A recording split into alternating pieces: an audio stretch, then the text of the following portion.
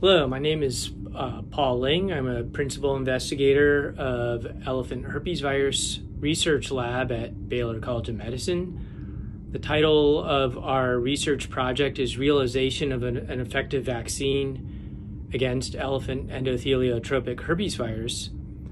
And this project has a couple of goals.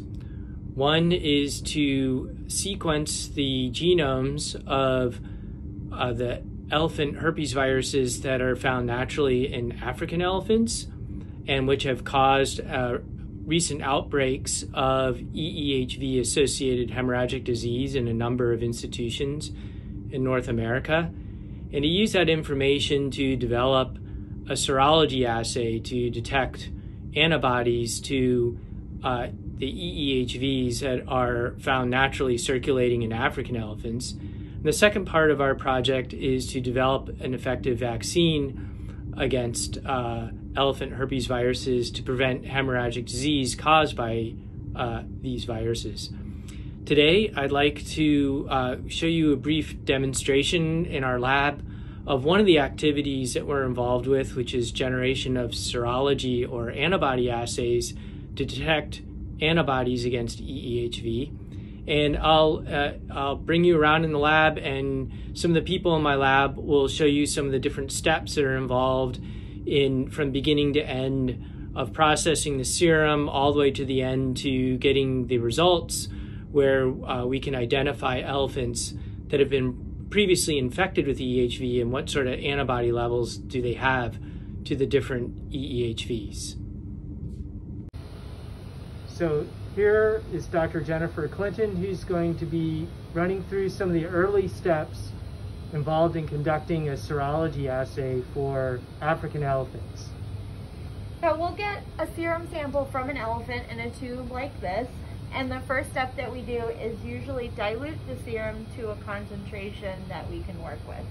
So we dilute them in these types of plates in special buffer that we use to do our serology assays.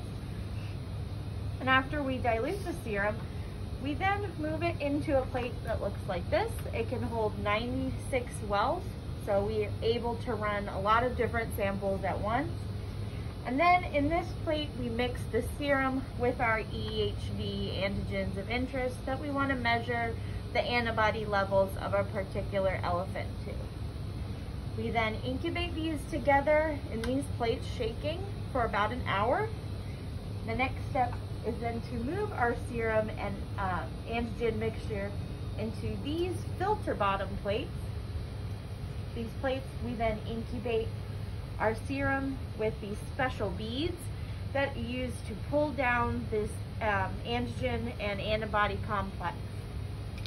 We can then incubate these plates longer and use this special washing machine that actually filters with special buffer and pulls the liquid out but leaves the beads that have the antibodies connected to them on the plate.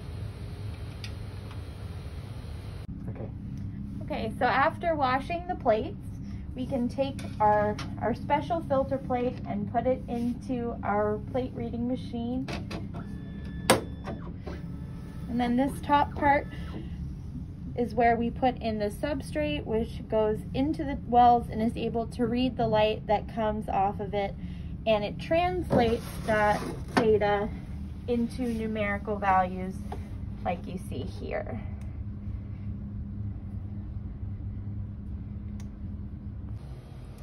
So once we have the raw data that we got from our luminometer machine, we can export it into Excel, and it comes out as a table like this, all our numerical values. And then we can put it into a special software called Prism that is able to graph the data in a way that makes sense to us and do statistics on it. So we see that these are individual herds, so this would be an unknown herd, and a positive control. So we can see that both of these are positive for antibodies against EEHV3, U39 or GB. And this dotted line is generated to be the cutoff, so anything above this level would be considered positive.